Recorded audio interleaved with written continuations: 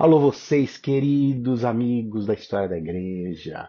Eu estou em Stoughton, cidade de origem escandinava, norueguesa, em Wisconsin, perto da capital de Wisconsin, Madison, onde, na realidade, essa cidade, a minha esposa cresceu. Ela conhece cada buraco, cada quarteirão, cada família, porque é uma cidade tão pequenininha. E nós nos encontramos na casa da professora da minha esposa, onde é uma parceira nossa de ministério, ora por nós, e sempre quando nós visitamos o Wisconsin, eu venho para esta casa onde tem uma natureza absolutamente extraordinária. Visitamos igrejas, falamos com parceiros e passamos um tempinho sempre descansando aqui. Isto posto, já colocando a minha geografia nesta aula, eu quero falar sobre a história. É por isso que nós estamos aqui. E você me pergunta, Fábio, o que nós vamos estudar hoje? Ora, nós vamos dar sequência, nós vamos dar continuidade naquilo que seriam os pais da igreja. Ponto. Em primeiro lugar, nós estamos estudando os pais apostólicos, os pais do deserto, e agora nós vamos cobrir os pais gregos, os pais latinos, os pais da Capadócia, os pais apologistas. Eu já venho mencionando alguns destes nomes, e por isso eu quero esclarecer, eu quero enfatizar aquilo que você normalmente vai encontrar nos livros da história da igreja. Ou seja, os pais da igreja é uma categoria onde você também, o sinônimo, vai encontrar período patrístico, que cobre o fim do primeiro século até o final do sexto século. De modo que nós temos os pais apostólicos, que já estudamos, depois da morte do apóstolo João, nós temos aqueles que tinham contato com os apóstolos, a saber, Policarpo, Inácio de Antioquia, Clemente de Roma. Em alguns materiais você também vai ler e encontrar a figura de Pápias de Herápolis. Depois nós temos outros indivíduos, nós já estamos cobrindo eles. Por exemplo, Irineu, ou Justino, o Marte, que é um dos meus favoritos, tinha uma capacidade, uma eloquência, uma inteligência brilhante com a cultura e a filosofia grega, na qual ele utilizava para anunciar Jesus, o Cristo de Deus. Ora, nós cobrimos os pais do deserto também, e nós vamos continuar cobrindo estes que são os pais da igreja. Há uma categoria, há um guarda-chuva. No entanto, às vezes você vai ver a menção como eu faço. A diferença dos pais da igreja com os pais do deserto. Ora, quando você ouve esta menção, os pais da igreja têm muito mais a ver neste contexto, nesta conotação, com esses pais latinos, Tertuliano, Agostinho, somente para diferenciar destes pais do deserto. No entanto, o período patrístico cobre, como eu havia dito, do primeiro século até o sexto século. Isso posto, Isaac Newton, ele disse algo que eu gosto muito, e eu aprendo, e eu medito, e eu tenho como reflexão todas as vezes quando eu estou estudando algo, sobretudo a teologia, porque Isaac Newton disse, nós nos assentamos nos ombros de gigantes, ou seja, muita gente antes de nós pensou, eles tiveram as suas reflexões, as suas ideias, as suas teorias, as suas conclusões. Nós não estamos inaugurando uma nova era. Nós não estamos criando a roda. Muita gente pensou antes de nós, e por isso que a definição de pai tem a ver com este conceito.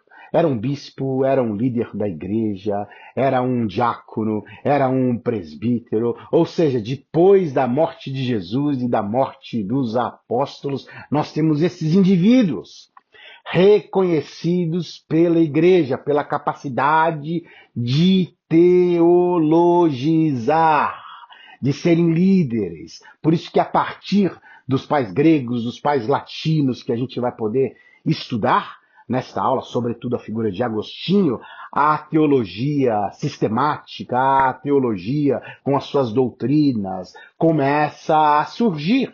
é a doutrina da salvação, é a doutrina da Trindade, é a pessoa do Espírito Santo, é Jesus com as suas duas naturezas, homem, Deus, Deus, homem. Ou seja, estes indivíduos começaram a teologia e nós nos assentamos nos ombros destes gigantes para que no século XXI a gente possa fazer teologia.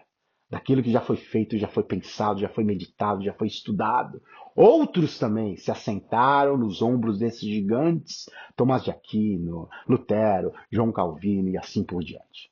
Isto posto, eu gostaria que você pudesse entender qual é o perfil desses indivíduos. Eu tinha dito já sobre os pais apostólicos, parte dos pais da igreja. Número 2, eu tinha mencionado o período dos apologistas, ou seja, dos anos 150 até 300 depois de Cristo. Justino Mártir, que eu já havia dito, Irineu, que nós estudamos, Irineu de Lyon.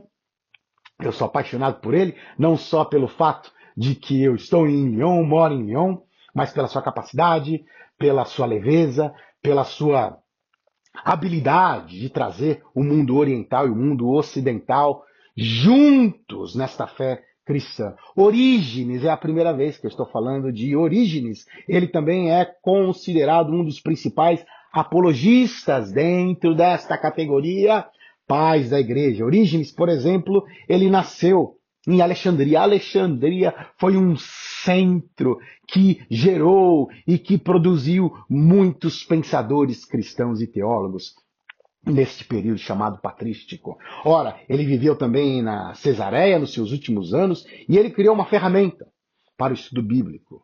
Ou seja, tudo aquilo que estava escrito em hebraico do Antigo Testamento, ele fez a transliteração com caracteres gregos. Este era Orígenes, e eu quero, por favor, que você faça o dever de casa, você pesquise sobre Irineu, você pesquise sobre Justino, você pesquise sobre Orígenes, e você mesmo possa se aprofundar nesses nomes que tem a ver com os pais da igreja, os pais teólogos, assim chamados. Eles surgiram a partir do ano 300 da era cristã até o ano 600, e vamos falar um pouquinho deles. Atanásio, eu já expliquei sobre Atanásio de Alexandria, foi ele que estabeleceu os 27 livros do Novo Testamento, foi ele a principal figura para lutar contra o arianismo, foi ele quem tinha contato também com os pais do deserto, foi ele que estava no concílio de Nicéia. Atanásio, os três capadócios, os pais da Capadócia, eles são uns dos meus favoritos. E quem são eles, Fábio? Você pergunta. Pois bem, eles são Basílio de Cesareia, que era o irmão mais velho de Gregório de Nissa, e Gregório de Nazianzo. Há muito pouco, e eu encontro muito pouco quando eu pesquiso, mas você vai poder pesquisar em português daquilo que esses homens produziram e escreveram. De modo que tudo que eu li deles foi em inglês, por causa do meu curso, que vocês sabem, o meu mestrado de divindade. O que eu gosto desses três indivíduos, eles foram chaves, indivíduos chaves para estabelecer a doutrina da Trindade. Parênteses, nós estamos falando de teologizar, nós estamos falando de estudar Deus de uma maneira sistemática. Nós todos sabemos que Deus não é um objeto a ser estudado, está para além da teologia, está para além dos nossos ismos. No entanto, estes indivíduos, eles ajudaram a colocar as bases, as colunas, os fundamentos, porque existia muita heresia nos primeiros séculos e fora fundamental o pensamento e a conclusão desses seres humanos cristãos, cheios de Deus. Ora, esses três em particular, eu gosto muito porque eles não queriam fazer parte da instituição cristã. Eles disseram, nós não queremos entrar em política, em discussões, em reuniões dessa natureza, desses bispados, não queremos, até que eles foram convencidos e se tornaram bispos e se tornaram líderes da instituição, tanto quanto o próprio amigo deles, o Atanásio. Estes, os três capadócios, estavam também no concílio de Nicéia, de Constantinopla, mas eles tinham a consciência, o espigão da fé em Cristo Jesus, que estava muito para além e nada a ver com aquilo que foi estabelecido como a instituição, a religião cristã, mas eles navegavam e transitavam com essa consciência: nós somos discípulos de Jesus, nós somos líderes funcionais, nós somos bispos, mas simplesmente porque nós somos líderes, não somos superiores a vocês. De modo que Gregório de Nissa, por exemplo, que não queria e aceitou, depois ele ficou tão cansado da instituição, das reuniões, das disputas teológicas. Ninguém sabe onde Gregório de Nissa morreu, em que ano, quantos anos ele tinha, porque ele deixou tudo, ele voltou a ser um ermitão. Ele voltou a ser esse indivíduo influenciado pelos pais do deserto, que ele queria apenas viver a sua fé em Cristo Jesus. Mas eu sou apaixonado por esses pais da Capadócia, que pouco também é conhecido no Ocidente, a não ser que você estuda a história da igreja, e pouco se fala e se diz do Brasil. Eu sei que eu estou falando com você, brasileiro, pouco se estuda, pouco se lê sobre esses indivíduos, os pais da Capadócia. Eusébio de Cesareia, obviamente de Cesareia, ele é um indivíduo que escreveu as histórias eclesiásticas dos 4 primeiros séculos. Eu encorajo, eu animo, eu aconselho vocês a lerem. Eu ouvi tudo. Existem audiobooks que você pode ter acesso. Eu não sei se existe audiobooks em português, mas vocês precisam ler Eusébio de Cesareia, porque ele conta a história dos 4 primeiros séculos. Um parênteses também, quando eu falo de Eusébio de Cesareia. Ele era um sujeito, um indivíduo que defendia Constantino. Eu, como este homem cristão, sujeito, indivíduo, filho do século XXI, olho para a história e eu analiso que Constantino e este processo fez muito mais mal do que trouxe benefício. Mas Eusébio de Cesareia, ele olhava para o imediato, para o horizonte imediato, onde a perseguição em Cesareia foi tão cruel, houve tanto e aconteceram tantas coisas horrorosas, tantos mártires, que ele olhava para Constantino como se fosse a solução para aquilo que seria o movimento cristão e que se tornou o cristianismo.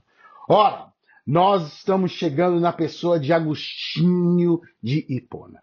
Eu quero focar nesta figura, depois a gente volta um pouquinho para falar de outros nomes dos pais da igreja, para você ter uma lista completa de todos eles. Quem era Agostinho de Hipona, Fábio? Agostinho nasceu no ano 354, no município de Tagaste, ou seja, ele é filho do 4º século e hoje se localiza geograficamente essa região, essa cidade na Argélia. De modo que é interessantíssimo notar, eu, sobretudo que estou conversando com muçulmanos, que são da Argélia e que moram em Lyon, e quando eu falo de Agostinho, eles sabem, porque esta região se encontra na Argélia. Ora, a sua mãezinha se chamava Mônica e era uma cristã fervorosa, cheia de Deus. E o seu pai Patrício, ele era um pagão, mas ele se converteu ao cristianismo no leito da sua morte. Ora, ele, Agostinho, é considerado o mais importante dos pais da igreja do Ocidente. Por isso que quando nós falamos os pais da igreja, a primeira pessoa, o primeiro indivíduo, o primeiro teólogo, o primeiro pai que vem na nossa mente é o Agostinho. E não só isso, nós que somos da fé protestante, Agostinho foi abraçado pelo movimento protestante, de modo que ele é esta bridge, essa ponte entre católicos e também protestantes, entre indivíduos do Oriente e do Ocidente. Ele escreve 2 obras. E uma delas vocês precisam ler e é extremamente conhecida, Confissões. A segunda obra é A Cidade de Deus. Ora, como que Agostinho viveu a sua vida? Ele viveu a vida dele de uma maneira absolutamente promíscua do ponto de vista sexual. E era um sujeito extremamente inteligente, conhecia a filosofia grega, ele sabia tudo do maniqueísmo e neoplatonismo. se tornou um professor de retórica antes da sua conversão. Olha só isso, olha aqui para mim. Se você observar e buscar e ver qualquer filme, qualquer documentário de Agostinho, você ficará absolutamente impressionado como a ênfase desses filmes e documentários tem a ver com a sua eloquência, com a sua capacidade e inteligência rápida de poder dizer, de poder convencer, de poder argumentar, de poder persuadir. Este era Agostinho. Depois da sua conversão, isto foi em 387, basicamente, quando aconteceu o seu batismo, em Milão, quando Ambrósio, também um dos pais da igreja, batizou Agostinho, aonde hoje se encontra a Catedral de Milão, ou Milano. Ele, Agostinho, desenvolveu algumas doutrinas que nós conhecemos. A salvação pela graça, por exemplo. Ora, era indispensável perceber que Agostinho olhava para a condição humana e dizia: nós temos que ser salvos pela graça de Deus. E por isso que a reforma protestante abraça Agostinho de uma maneira radical, porque sabia que eles estavam, como a gente diz em inglês, on the same page, na mesma página, com tudo aquilo que Lutero estava trazendo para poder romper com o catolicismo romano. E nós estudaremos no momento da reforma protestante, vocês vão perceber como que a Igreja Católica Romana se distanciou daquilo que um dos pais da Igreja, considerado também pelos católicos um dos pais da Igreja, dizia com toda a simplicidade que tinha a ver com a graça de Deus. Ora, ele, Agostinho, ajudou a formular a doutrina do pecado original. Por exemplo, também da Guerra Santa, e aqui eu não estou discutindo se é correto, se não é correto, nós estamos nos assentando nos ombros de gigantes, de modo que existem contextos políticos, geopolíticos, a história, ela segue, ela continua, para a gente poder observar, discutir, conversar sobre essas doutrinas estabelecidas pelo Agostinho, mas elas foram colunas nesse período do quarto século, onde, mais uma vez, havia muita heresia. Portanto, a doutrina da guerra justa, ele lutou contra a terrível heresia do pelagianismo.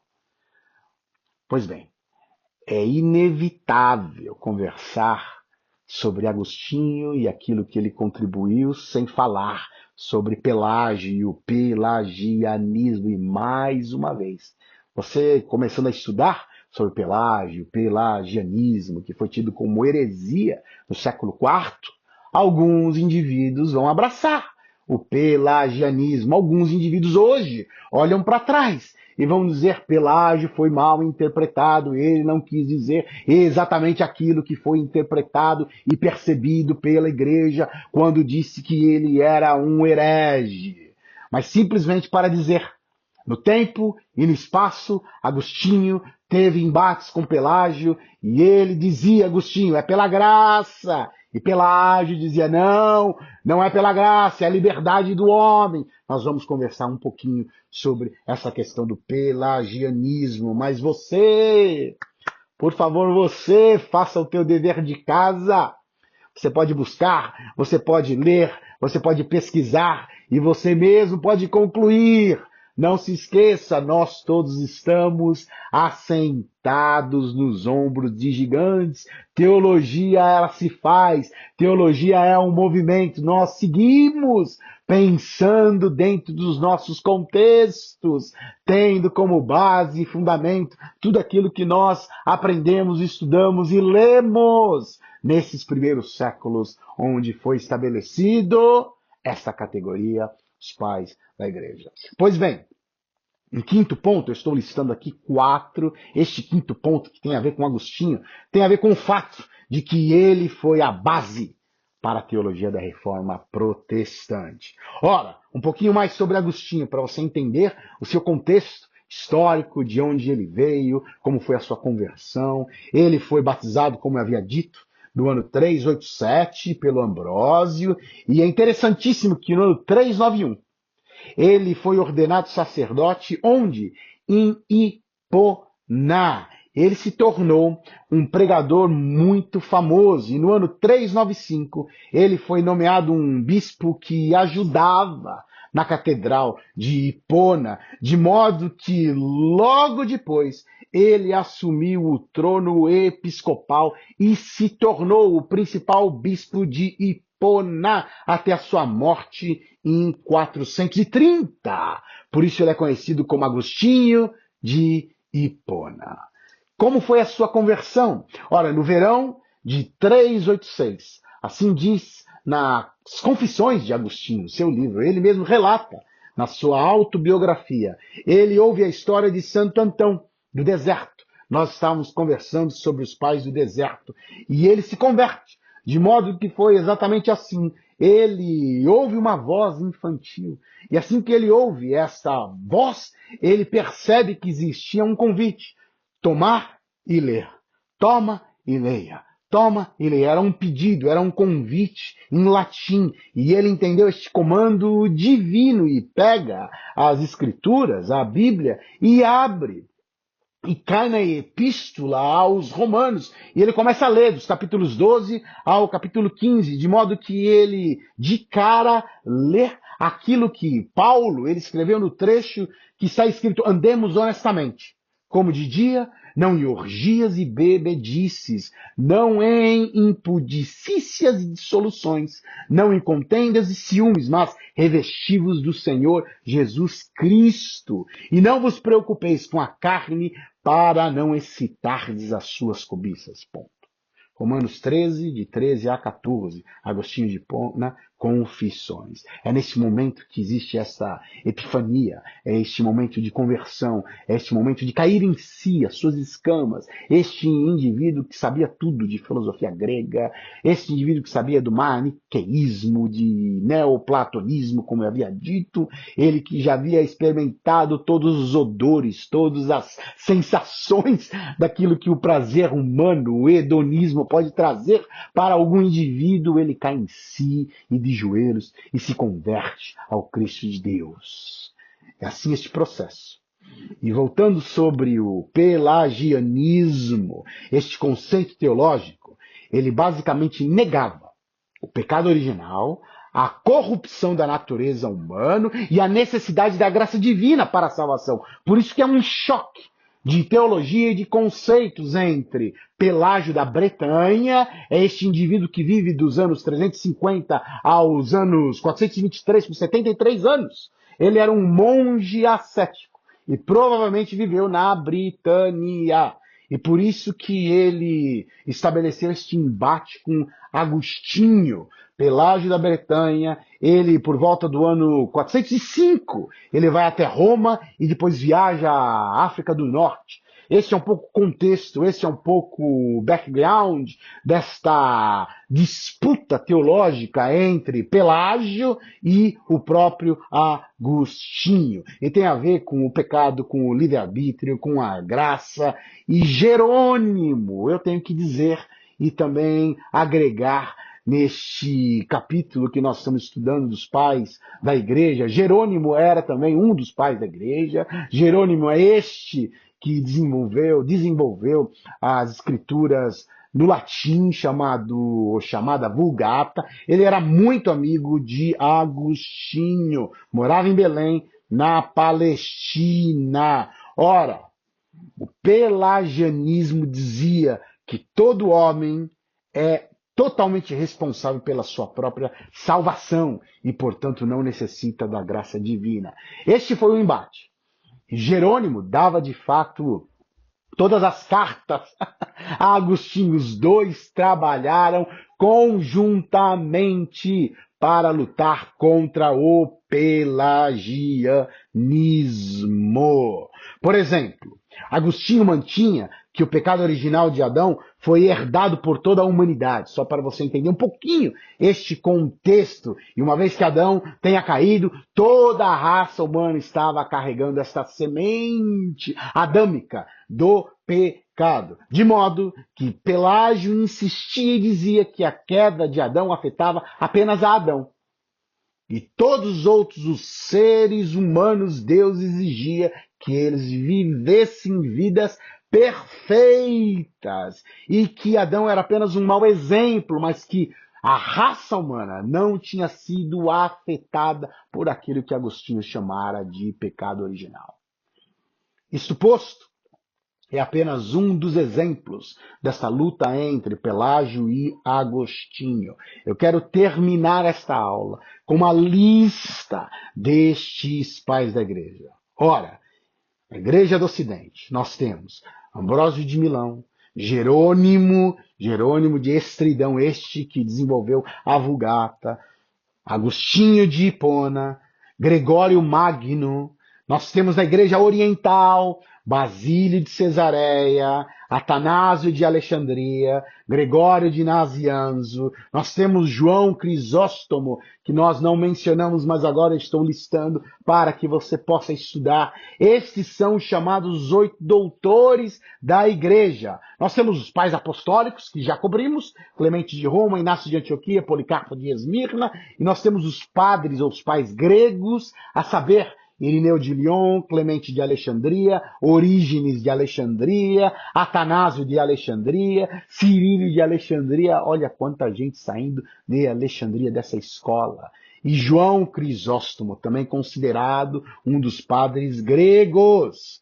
Os pais da Capadócia, mais uma vez, eles aparecem aqui. Capadócia hoje, onde se localiza a Turquia. Basílio de Cesareia, Gregório de Nícia e Gregório de Nazianzo. Os padres ou os pais latinos são considerados Tertuliano, Cipriano de Cartago, onde hoje se localiza a Tunísia, Ambrósio de Milão, Jerônimo, claro, de Estridão, considerados pais latinos também dentro desta categoria, Agostinho de Hipona e finalmente os pais do deserto, Antônio Grande e Abba Pacômio, ou pai Pacômio. Aqui está a categoria pais da igreja, e eu fiz as divisões e subdivisões de cada um desses indivíduos para que você tenha a leitura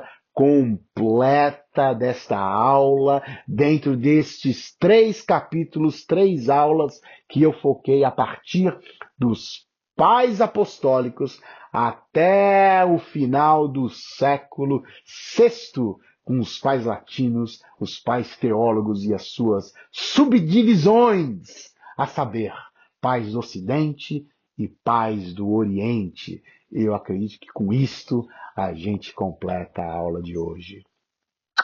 Um beijo a todos vocês e até a próxima.